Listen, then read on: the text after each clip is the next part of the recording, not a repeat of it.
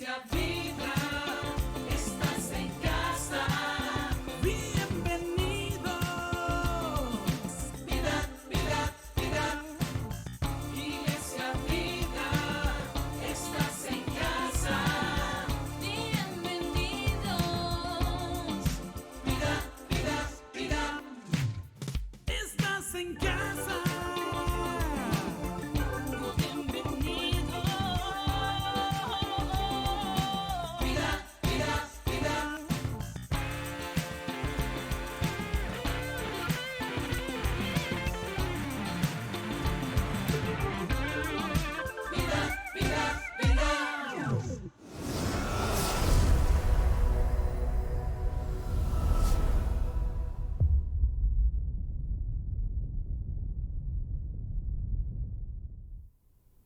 ¿Qué tal? Bienvenido de nuevo a un estudio más de la Palabra de Dios. Soy el pastor Alfredo Salazar, juntamente con mi esposa Irene y mi familia, tenemos el privilegio de servir como pastores en Iglesia Vida, Ministerios Visión de Fe. Si usted nos está viendo por Facebook, le invito a que comparta en este momento este mensaje para que pueda llegar a muchas personas más. Y si nos está viendo a través de YouTube, suscríbase a nuestro canal y haga clic en la campanita para recibir notificaciones cada vez que subamos un video nuevo. Bienvenido entonces a este estudio. Vamos a comenzar como siempre lo hacemos, haciendo una declaración de fe. Le invito a que en voz alta usted pueda decir lo que vamos a leer en este momento. Tengo en mi corazón al Señor Jesús. Él es el único camino al Padre. Su palabra es la verdad y agradezco su sacrificio para que yo pudiera tener vida eterna. Hoy abro mi corazón y mi mente y permito que su Espíritu Santo derrame su poder sobre mí. Amén y amén. Qué alegre, qué bueno que usted está con nosotros una vez más. Continuamos en este emocionante recorrido del Evangelio de Lucas. En el estudio anterior vimos esa emocionante historia de aquellos amigos que llevaron a esta persona que no podía caminar, que estaba paralizado de su cuerpo, y que lo metieron a través de un techo para poder llegar hasta donde estaba Jesús y recibir su sanidad. Vemos que Jesús hace algo muy lindo. Antes de darle una sanidad física, trae sobre él una sanidad del alma, espiritual, le perdona sus pecados y luego trae su sanidad física. Pero vamos a continuar entonces. Estamos en el capítulo número 5 y hoy vamos a leer a partir del verso 27 hasta el verso 32. Acompáñeme en la lectura, en su pantalla aparecerán los versos. Después de esto salió Jesús y se fijó en un recaudador de impuestos que se llamaba Leví, sentado a la mesa donde cobraba. Sígueme, le dijo Jesús. Y Leví se levantó y lo dejó todo y lo siguió. Luego Leví le ofreció a Jesús un gran banquete en su casa y había allí un grupo de numerosos recaudadores de impuestos y otras personas que estaban comiendo con ellos. Pero los fariseos y los maestros de la ley, que eran de la misma secta, les reclamaban a los discípulos de Jesús: ¿por qué comen y beben ustedes con recaudadores de impuestos y pecadores? No son los sanos los que necesitan médico, sino los enfermos, les contestó Jesús. No he venido a llamar a justos, sino a pecadores para que se arrepientan. Bueno, esto es muy interesante. Los recaudadores de impuestos estaban en la misma lista de los ladrones y de los asesinos. A ese nivel eran considerados. La cuestión de recaudar impuestos en Palestina en ese momento era muy interesante, ya que los romanos subastaban el cobro de los impuestos. Es decir, ellos decían, bueno, le vamos a poner una cuota a esta área y el que ofrezca más por comprar el derecho de ser recaudador de impuestos, esta persona entonces va a ser la encargada de hacerlo. Los recaudadores presentaban esta cuota y se la entregaban al gobierno romano y se quedaban con todo lo demás. Habían algunos impuestos, por ejemplo, solo por existir, solo por el derecho de vivir allí, ellos tenían que pagar impuestos. Para los hombres era pagarlo desde los 14 hasta los 65 años y las mujeres lo empezaban a pagar desde los 12 y hasta los 65 años. Tenían que pagar impuestos por las carreteras que utilizaban, pagaban impuestos así como pagamos nosotros impuestos de circulación, tenían que pagar impuestos dependiendo del animal que tiraba del carro o de la carreta que ellos tenían, dependiendo cuántas ruedas tenía. Así que esto que ahora vemos que pagamos derecho para pasar por ciertas carreteras, dependiendo cuántas llantas tiene nuestro vehículo, no es de ahora, esto viene desde más de 2000 años atrás. Estas personas colocaban unas mesas en las cuales ellos le exigían a la gente que tenían que pagar sus impuestos. Un recaudador de impuestos podía ver que alguien venía y hacerle sacar toda la mercadería que tenía y decirle, ok, lo que tienes que pagar es esto. Y si la persona no tenía el dinero suficiente, lo que hacían algunos recaudadores de impuestos era que también eran prestamistas. Prestaban el dinero a un interés y entonces decían, pagamos tus impuestos y ahora me debes el dinero a mí, solo que con un interés. O sea, eran personas de una reputación muy mala. Eran personas sumamente aprovechadas de la necesidad de los comerciantes, de la necesidad de los transeúntes. Por supuesto, habían impuestos de importación también. Por eso se los tenía considerados de esa forma tan mala. Tenían una mala fama. Y Jesús, siendo un maestro, siendo una persona estudiada, un rabí, una persona que era considerada alguien que sabía muy bien todas estas partes de la cultura, se acerca a donde estaba Leví y le dice, sígueme.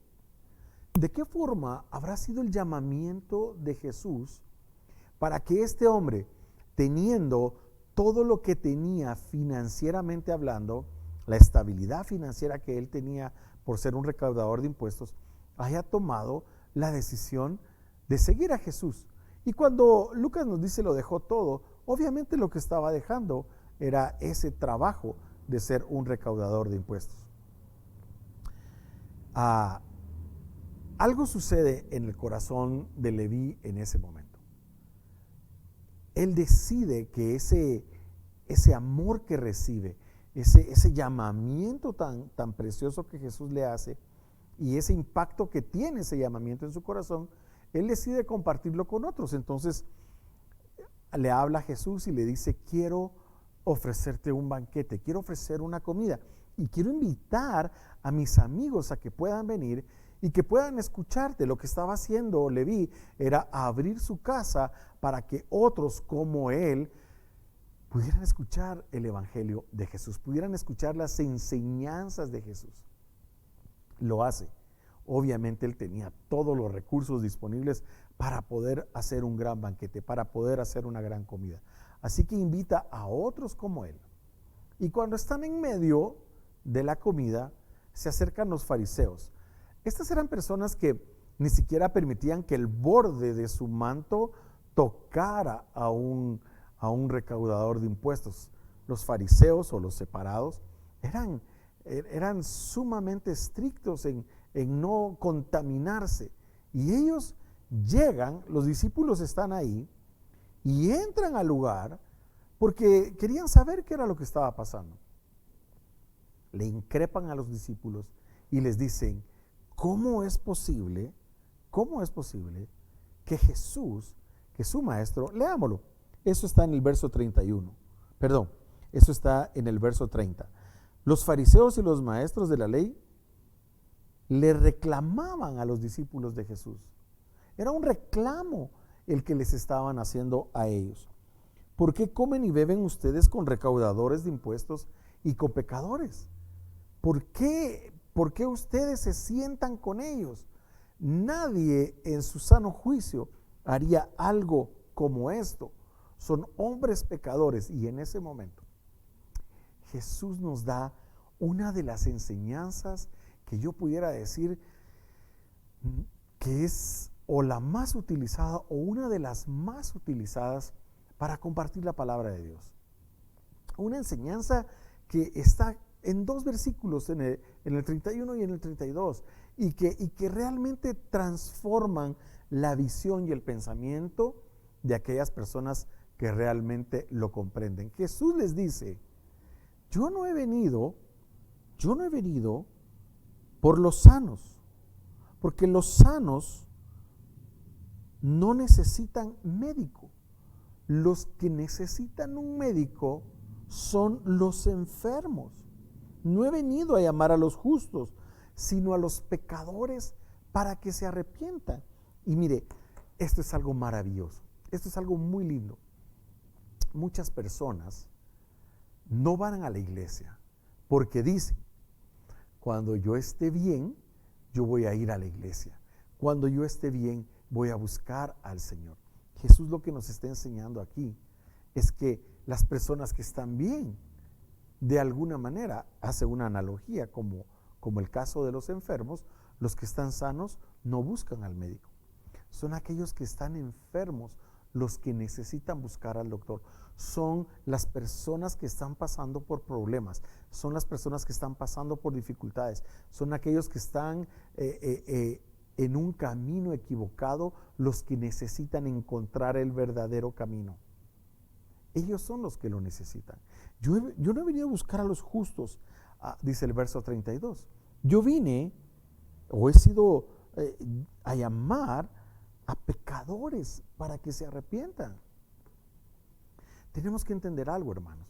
Es que nosotros, cuando estábamos en la oscuridad del pecado, nosotros cuando estábamos en la oscuridad de no tener la luz de Jesús en nuestras vidas, era cuando más lo necesitábamos a Él. Y cuando nosotros nos encontramos enfermos espiritualmente, porque cometemos un error, porque cometemos un pecado, lo menos que tenemos que hacer es alejarnos de Dios. Y lo que mejor nos toca hacer es acercarnos a Él. Es buscar su palabra, es buscar su presencia, es buscarle en alabanza, es buscarle en adoración. Eso es lo que nosotros necesitamos. Los justos ya son justos, pero los que todavía estamos expuestos a cometer pecados, los que todavía nuestra inclinación al mal nos agobia, los que todavía estamos expuestos a fallarle a Dios, somos los que debemos buscarle a Él con más ahínco. Somos los que debemos buscarle a Él con todo nuestro corazón. Y eso es maravilloso. Tenemos la oportunidad de buscarlo. Sus misericordias son nuevas cada mañana. Por eso es importante que conozcamos el verdadero mensaje de Jesús. Vine por aquellos que necesitan salvación. Vine por aquellos que necesitan que sus pecados les sean perdonados. Vine por aquellos que necesitan recobrar la vista.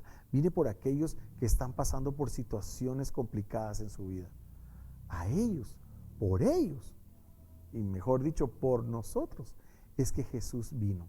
Así que esta primera enseñanza del llamamiento de Leví es maravillosa. Él lo dejó todo.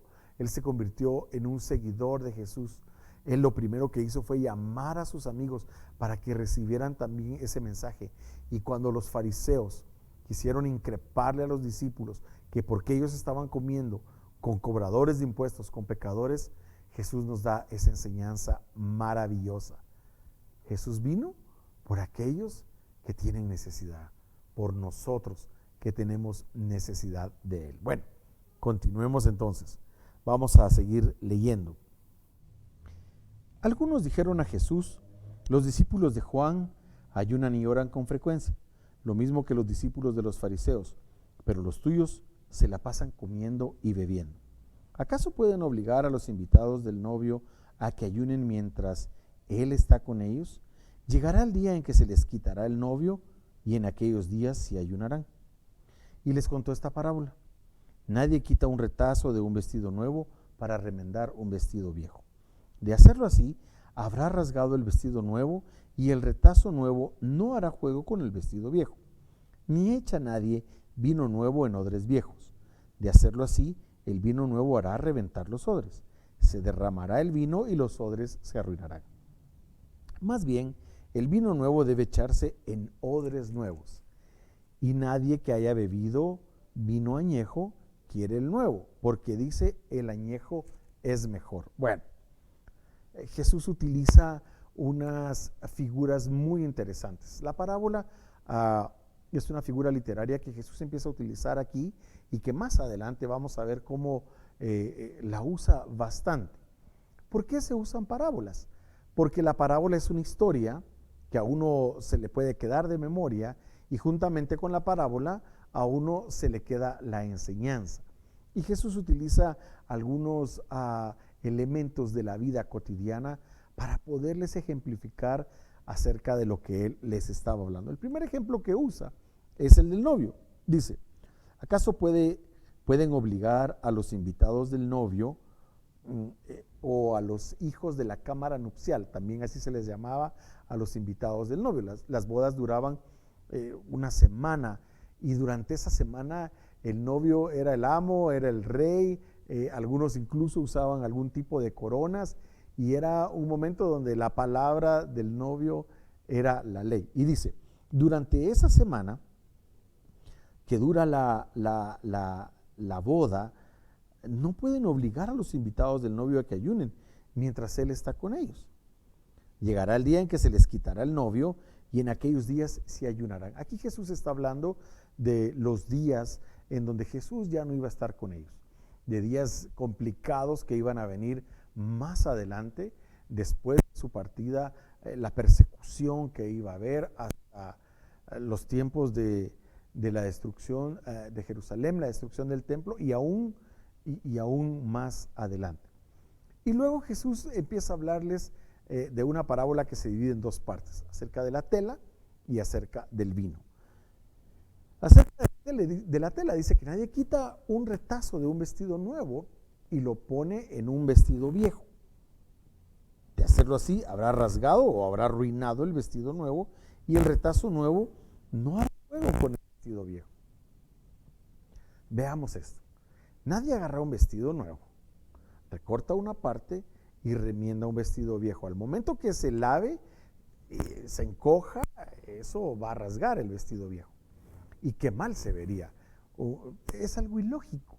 No vamos a arruinar un pedazo de tela nueva, un lienzo de tela nueva, para remendar un vestido que ya está viejo. Se va a ver mal, no va a casar. Jesús les estaba diciendo, lo que yo les estoy trayendo es algo nuevo. No casa con lo que están viviendo en este momento. La religiosidad, lo que en ese momento los líderes religiosos estaban haciendo con la gente, poniéndoles cargas aún más grandes de las que ellos podían llevar y que ni ellos mismos cumplían. Jesús no iba con eso. Es decir, yo no me voy a alinear a eso. Yo que soy lo nuevo, no me voy a alinear a eso. Y comienza hablándoles acerca de lo del vino. Nadie pone vino nuevo en odres viejas. Si el vino nuevo se colocaba en odres viejas de cuero, el vino a la hora de fermentar genera gases y puede agrietarlo. Pueden ser de barro o de cuero. Igual, cualquiera de las dos que fueran, se iban a reventar con el vino nuevo. Ponen el vino viejo en odres viejas y el vino nuevo lo ponen en odres nuevas que soportan, en odres nuevas que se van a mantener bien. Es bien interesante porque Jesús lo que estaba trayendo era una forma nueva de interpretar la ley, era una forma nueva de interpretar la palabra. Él les dice, a ustedes les dijeron, ojo por ojo y diente por diente, pero eso no es así. Si alguien te da en una mejilla, pon la otra. Esa es la nueva forma de ver las enseñanzas de la palabra. Les fue dicho que no iban a adulterar. Sin embargo, ahora solo con ver, desearla en su corazón, es suficiente para hacer eso.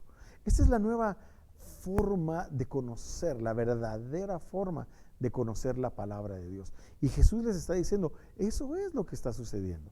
Yo les estoy trayendo algo nuevo. Ahorita estoy con ellos. Este es el tiempo del novio. Este es mi tiempo con ellos. Va a haber un tiempo donde yo ya no voy a estar. Pero esto es lo que estamos trayendo en este momento. Hermanos, la palabra de Dios es bella. La palabra de Dios es hermosa.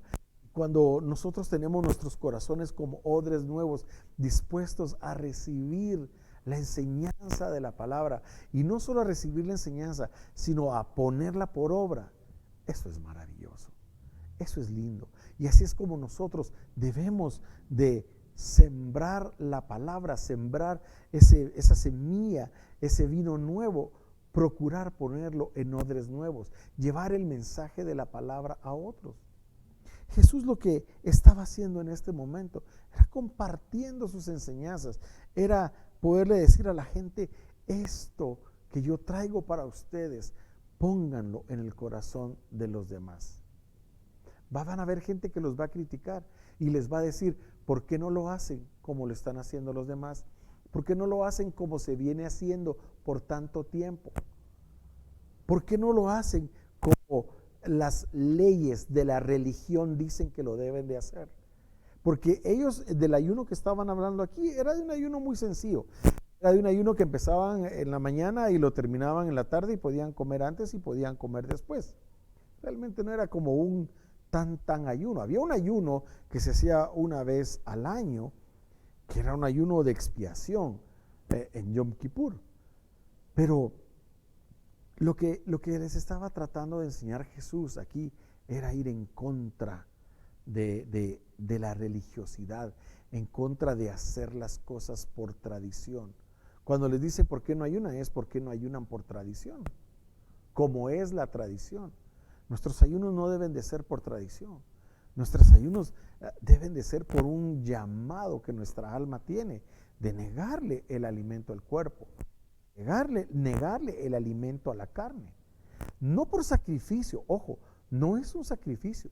No es porque nosotros vamos a mover el corazón de Dios por causa de nuestro sufrimiento porque no estamos comiendo. Eso no es la razón del ayuno. La razón del ayuno, y Jesús les dice, va a haber un momento donde sí van a tener que ayunar, es porque nosotros decidimos olvidarnos por un momento de nuestra carne y entrar en un momento de espiritualidad con Dios y enfocarnos en el Señor y decir, esto no es para mí importante en este momento. Mi carne no es importante en este momento. En este momento lo importante es mi espíritu. Yo voy a ayunar, pero jamás pensar que un ayuno compra un milagro. Jamás pensar que un ayuno mueve el corazón de Dios porque yo estoy sufriendo. No, el ayuno al que me sirve es a mí, porque el que está separándose de alimentar su carne soy yo. Y de elevar mi espiritualidad, de meterme con Dios, de tener momentos con Dios. Jesús lo hizo.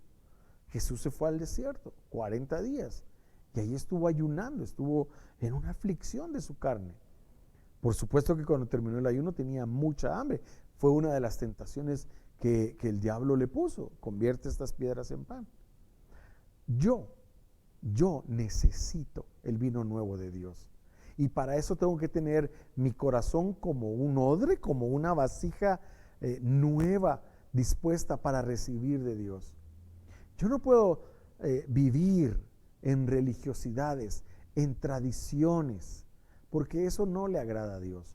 No podemos caer en agradar más al hombre que agradar más a Dios.